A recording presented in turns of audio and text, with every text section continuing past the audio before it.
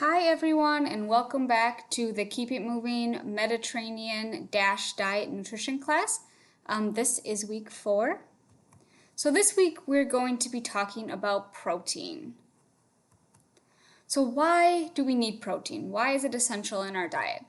The main purpose of protein is for body growth, maintenance, and repairs. So our body can't run efficiently, it can't do the things that it needs to do without protein. If you get an injury, protein is needed to repair the injury. Also, we obviously need muscles or protein for our muscles. This is one of the most common use or needs of protein. Everyone kind of knows that you need protein for your muscles. But we also, in addition to our muscles, we need protein for our organs, our tendons, our skin, enzymes, hormones, and neurotransmitters. People don't realize that, if you aren't eating enough protein, you can see side effects like hair loss. You can have dry skin. This is because protein is needed for so much more in our body than we usually even realize. And also we need protein to help achieve and maintain a healthy weight. Often if people aren't getting enough protein in their diet, they can have trouble meeting an ideal weight. So if you want to make sure that you're keeping your weight up, keeping healthy weight on, you want to make sure you're getting enough protein in your diet. It's called a macronutrient because it is something that we really do need to make sure we're getting enough of each day and especially each meal. It can also boost our metabolic rate, and it is important for helping to reduce appetite and promote satiety. Again, that has to do with keeping us full for longer. If we're eating meals low in protein, we are more likely to be hungry sooner than if we had a meal high in protein. It keeps us full for longer. So what are the serving sizes for protein on the DASH or Mediterranean diets? So you may have heard this saying that Americans often have too much protein. This can be confusing to some people since, I was just saying how important it is in our diet. So how can we get too much? Well, really, when we say Americans are consuming too much protein, we're really speaking about meat proteins, animal proteins. The American diet is very, very high in meat proteins. We eat a lot of beef, we eat a lot of chicken, pork. So this is usually what people are referencing when they say Americans consume too much protein. So what is a good serving size and how much do we need in our day on the DASH diet?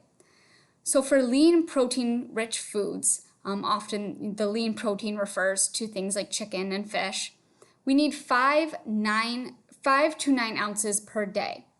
So for meat and fish, it's easier to measure out since they are typically listed as ounces as the portion sizes. So if you buy a piece of fish, it'll typically say 3 ounces. So it's easier to track your meat intake or fish intake that way.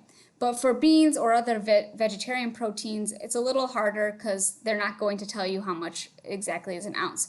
So roughly about half a cup of beans is 1 serving. So it's usually around 5 to 9 ounces. Or 1 ounce, I'm sorry. So for eggs, this would be up to 7 eggs throughout your whole week.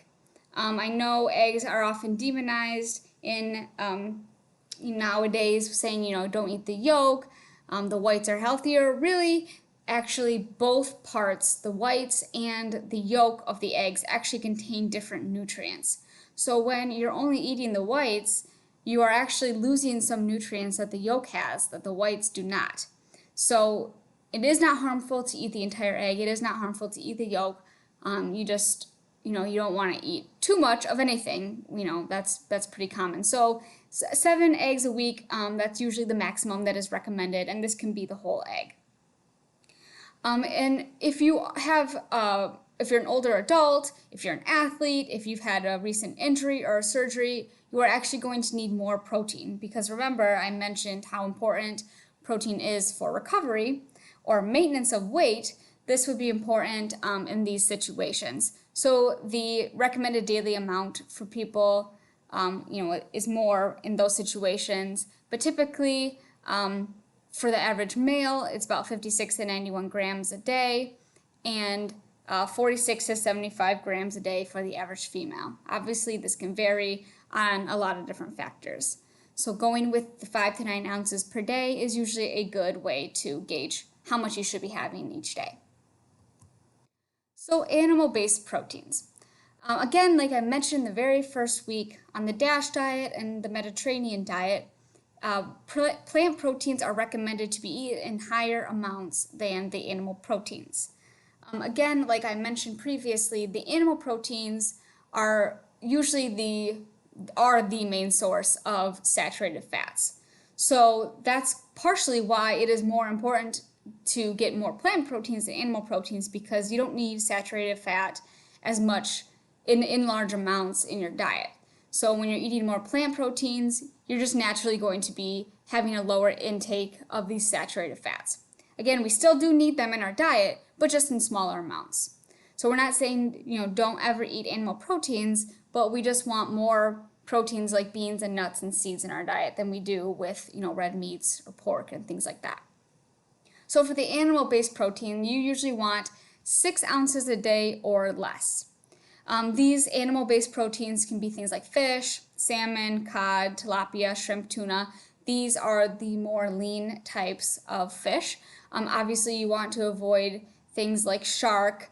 These are going to be really, really high in mercury content, so they're actually very dangerous to consume. Lean poultry is chicken. Again, eggs are an animal-based protein. Lean beef and pork. And then non-fat or low-fat dairy is usually what is recommended.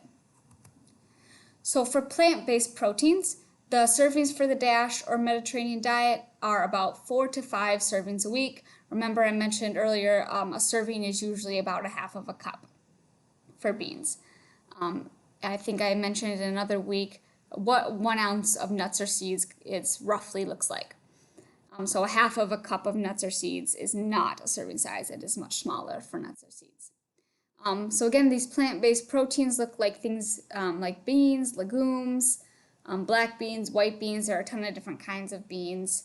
Nuts or seeds, so almonds, hazelnuts, cashews. Seeds would be like pumpkin seeds, sunflower seeds. And then grains. These also contain protein, which people are usually surprised by.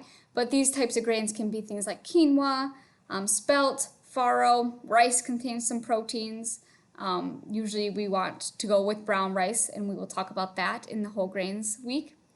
And then other proteins are things like soy, tofu, tempeh, edamame. These also contain protein. So there are some different cooking methods for proteins, usually meat. So broiling, this is usually in the oven. It is exposed to the high heat, or the heat source at a very high heat. It'll cook a lot quicker. This is when you want to be careful with when you're cooking broiling. You want to keep your eye on that one. Pan frying or stir frying. This is just on a stove top. Metal of the frying pan transfers the heat to the meat and a thin layer of fat in the pan. So like again, you want to put the oil in the pan to pan fry or stir fry. There's also roasting or baking. This is again usually in the oven. The meat is usually put in an uncovered pan, and then it is heated by the hot air in the oven. Oven fried, it is baked. The meat is baked with breading and oil.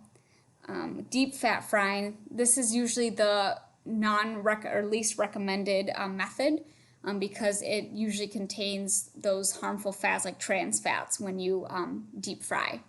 But in this method, heat is transferred to the meat through the medium, which is the heated fat or the oil. So again, if you think of like a fast food restaurant, the fries are submerged into the deep fryer, so they are submerged into the oil or the fat. These are the moist cooking methods. So boiling, meat is covered with cooking liquid and heated to a boil. There's poaching. It is just covered with cooking liquid and heated to simmering. If you think of like poaching eggs, it's pretty quick. And then there's braising. Meat is first seared in the hot oil, and then it is slow cooked in a liquid. So the recipe for this week is spicy black bean tacos. Again, the protein that is in this recipe is going to be the black beans, and you want to be aware of the sodium content of the beans you are buying. Again, canned foods usually have the highest sodium content, so you want to be aware, you want to be reading the label when you're looking for a can of beans. You can also buy dry beans and cook them yourself. That's usually a much longer process. So when you're looking for low sodium content on canned black beans, you want to look for a label that usually says low sodium. Lower sodium is kind of a tricky phrase. This does not mean that it is low in sodium. It can just mean that it is lower in sodium than the brand's typical canned items. So really you want to look for the words low sodium, and then you can always double check on the back and look at the label. So I hope you enjoy this week's recipe, and I'll talk to you next week.